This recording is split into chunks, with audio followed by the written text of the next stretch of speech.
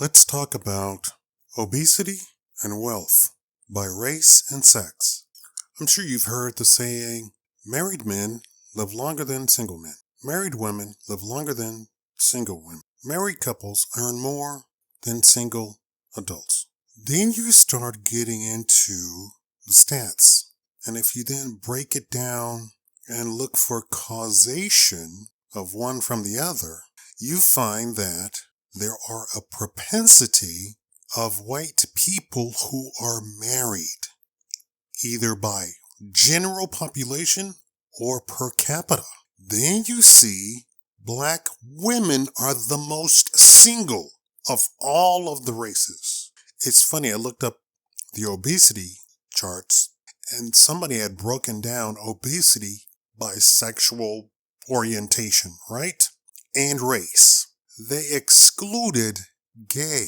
Why did they exclude gay, you might ask? Because when they control for race, gay meaning men, they kept lesbian. When they control for race, it's almost at a 0% in the black community. I know you see a lot of gay black men in Hollywood, on TV, in commercials, in advertisement, in the news, in the media, but they are unicorns. You are seeing unicorns. Even the comedians who talk about everything state as a joke that black men do not tolerate homosexuality. So it is not accepted in the black community. So when you see a black gay man, you're literally seeing a unicorn. So they were not able, or they didn't want to show obesity rates by sex and sexual orientation and race, because it would have been a 0 and it would have been very apparent in the chart, because the chart has, obesity by or sex, sexual orientation, and they included lesbian, and the lesbian had like an astronomical bar. It was just above everybody else. But they excluded gay because they didn't want to have the chart look fun. They don't want to ever report anything nice about black people. Sexual orientation skews 90% in the straight area, right? So that's normal. They want to keep promoting abnormal, so they will not show you the reality of the black community. The reality of the black community is we're very socially conservative. We want to be physically conservative if we had the financial training, the financial education, but we don't. And they absolutely do not put in mainstream media financial education, because then the population might start doing stuff like not buying Coca-Cola, not buying McDonald's, not buying iPhones, because we would have then the consciousness to walk around with a budget in our head. And maybe women would stop spending money like a drunken sailor. Let's get back to the financial. Let's get back to the wealth. The charts for black people is staggeringly low. We're at the bottom of every sort of financial chart. Wealth, financial education, income, home ownership, education. Black women like to say, we're more educated than you. We have more college degrees than you do. But then you take a look at, do you have the top 100 jobs of college graduates? And they do not. They're nowhere near it. And now the DEI stuff is being completely removed. A lot of them are losing their jobs of what they did have, including being the DEI director or the DEI officer. And so you have that pendulum is going to swing so far back, and a lot of black women are going to lose their job. And so the dire financial stats for black people is going to go even further down. So the stats, of course, look at all adults. If you have an overwhelming majority of black women are single mothers in the United States, bar none, hands down, single mothers live in poverty. But every day, every hour, there is a woman vying for being a single mother. I'm talking about down to the social aspect of it, of actually engaging in sex out of wedlock, knowing fully well that she's going to get pregnant, or divorcing her husband and taking the children. It just shoos her into single motherhood, thinking she's going to have a windfall. And she doesn't. She listens to TikTok. I just saw a title. TikTok made me divorce my husband. And it was a very unattractive woman. She was lucky to have a husband. What was she thinking? And of course she was miserable. And she was blaming it on TikTok. She divorced her husband because of TikTok. Now she's miserable and she's crying on TikTok and making videos of herself crying on TikTok. She's white. The overwhelming majority of black children are born out of wedlock to single moms. That is not the man thing. That's the woman thing. She's engaging in activities that she knows has consequences to it. Hands down, in the United States, child poverty is directly correlated with single motherhood. Child hunger is directly correlated with single motherhood. It should be a crime. I keep saying it should be a crime. Nobody's listening to me. We should make it criminal because the opposite is not true, even among black men.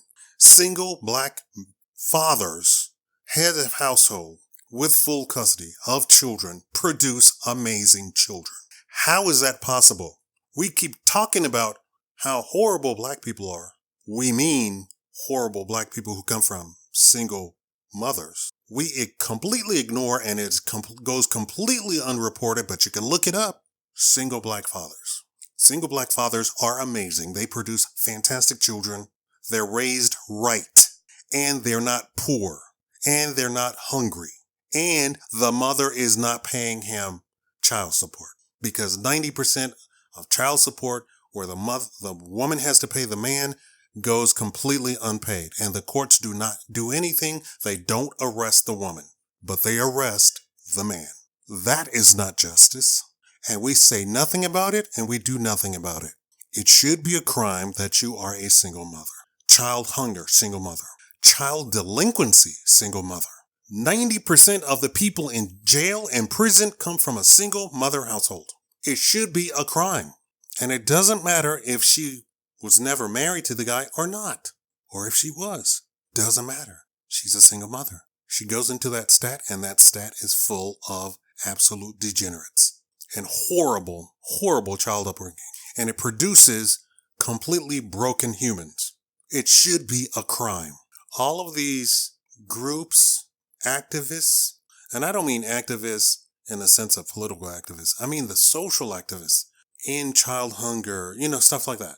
They completely walk around the fact that they come from single mother homes. Red Cross, Salvation Army, charities, with Elkhorn charities, Masons, Freemason charities, soup kitchen charities.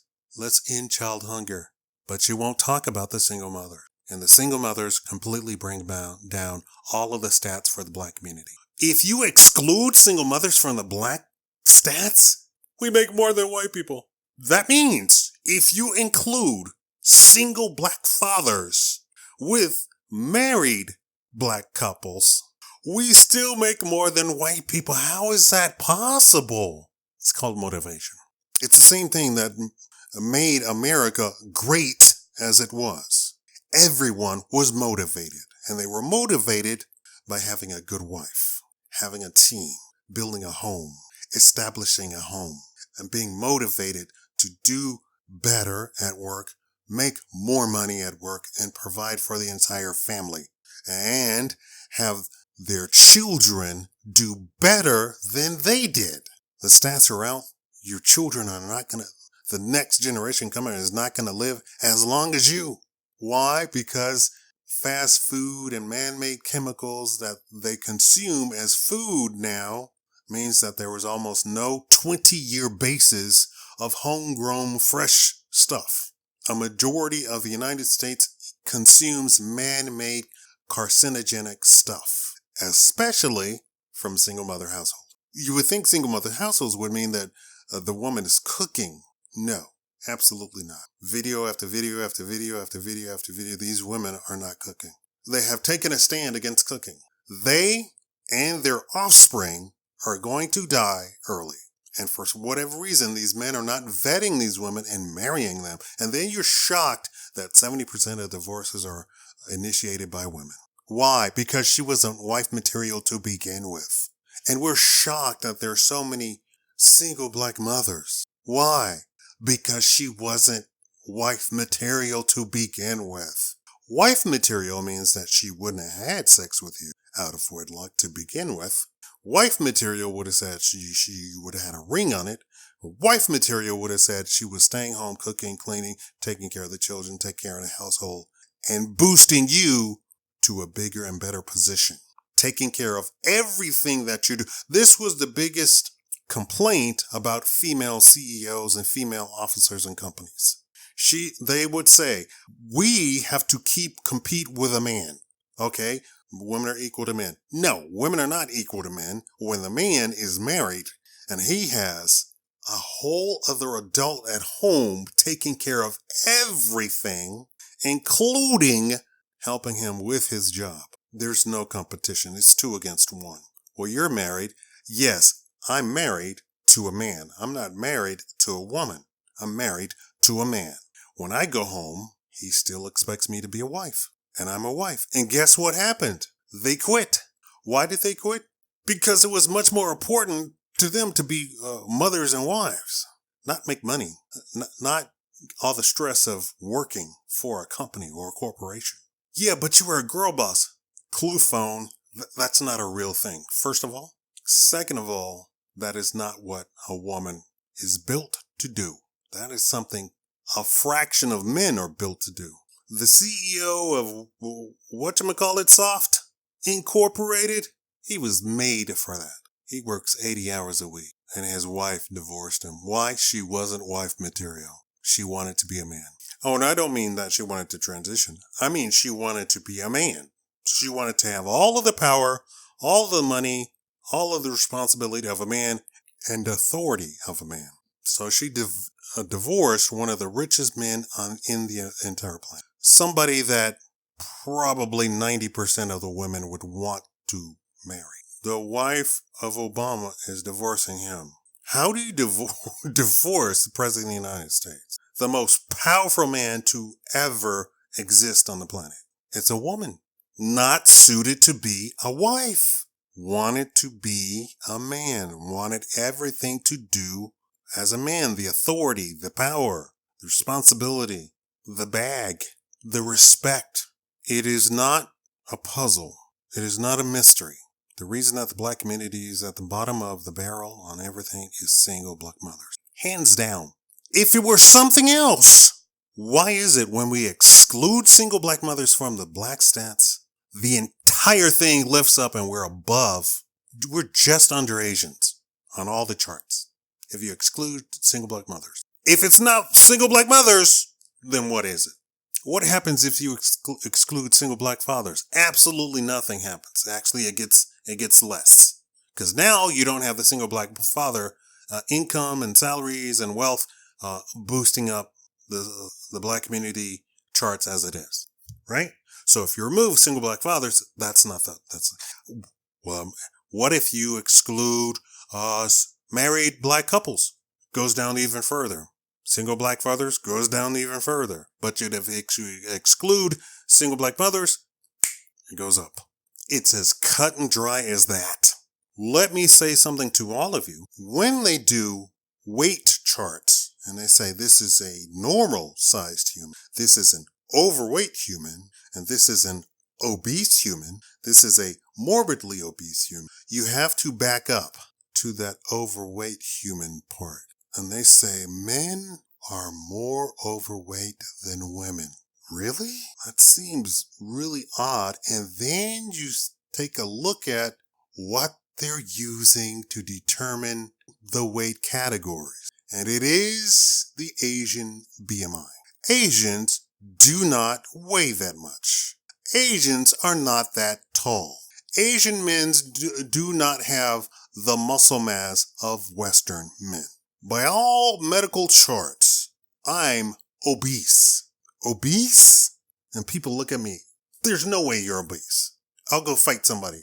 if they say you're obese. I'm 6'2", 240 pounds, but probably 230 right. And my arms look like it. I used to lift weights. I'm getting back into lifting weights, but they say I'm obese. Why? Because their chart says a man this height has to weigh this much. The average male size in Asia is not 5'9".